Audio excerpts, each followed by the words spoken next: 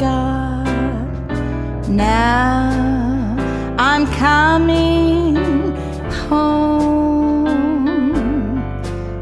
and the paths I've sinned too long I've tried. Lord, I'm coming home.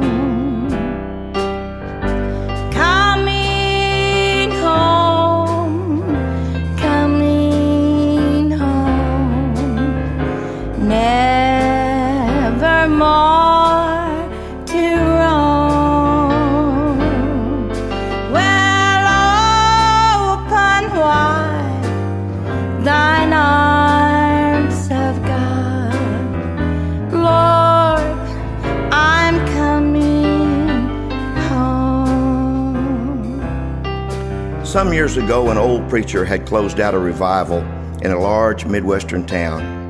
He was tired, but he was happy with what the Lord had done in the revival. He was looking forward to returning home and telling his wife all about it.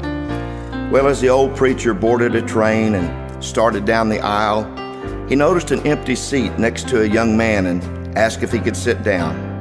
Well, the young man only nodded, so the old preacher sat down and they started their journey in silence. After a while, the preacher heard a sound and he looked over and he saw the young man had his face in his hands and his shoulders were shaking and he was sobbing and crying.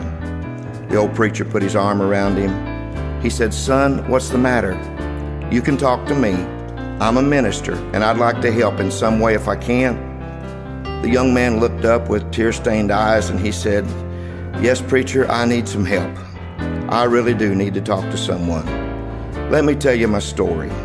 You see, I'm an only child. I was raised by an elderly mom and dad who were probably the most godly people I ever knew. They took me to church and Sunday school and they prayed and read the Bible with me every night. You know, we weren't rich. Actually, we were rather poor, but they sacrificed things for themselves and they let me have everything I needed while I grew up.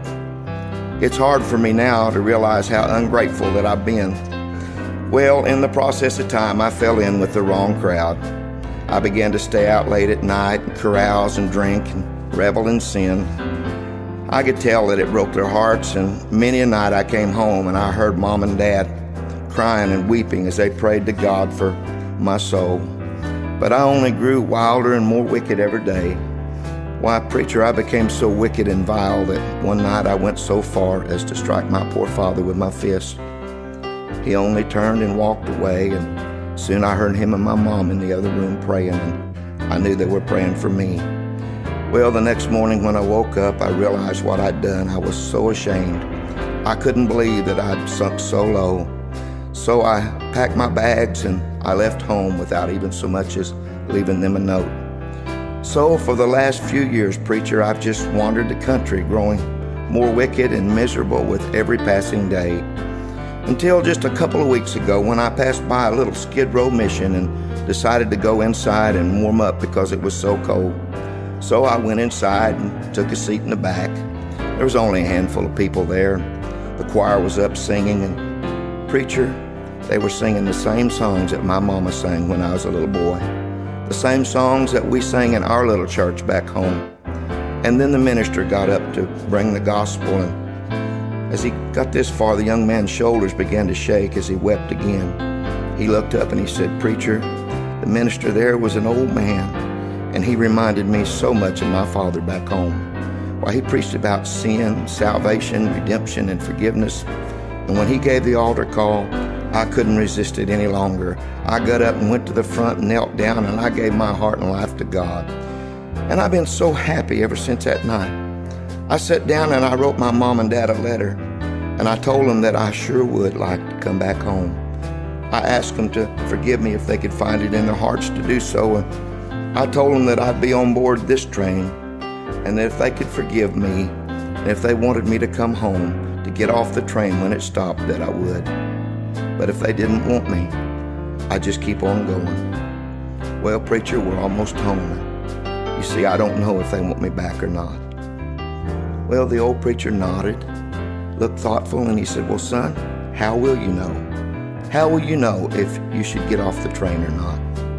Well, the young man said, we've lived down by these railroad tracks all my life.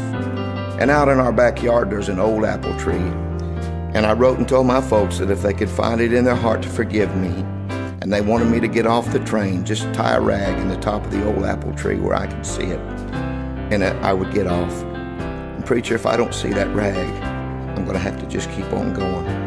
The young man bowed his head and said, we're almost there. Just around that next bend is home. I'm telling you the truth, I can't bear to look. I'm afraid that they don't want me back. With that, the young man burst into sobs again, and the old preacher looked at him and he said, that's all right, son. That's all right. I'll look for you. I'll be your eyes.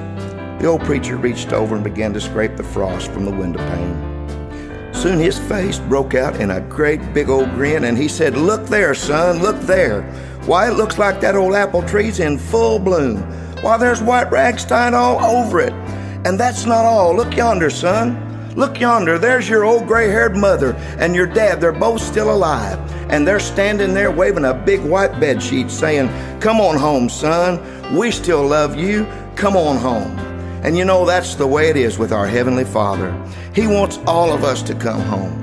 If you don't know the Lord, maybe if you're a backslider, why don't you bow your head right where you are right now? Kneel if you're to where you can. And wherever you are, ask God to take you back into His fold. He's been looking for you. He loves you, and He wants you to come back home.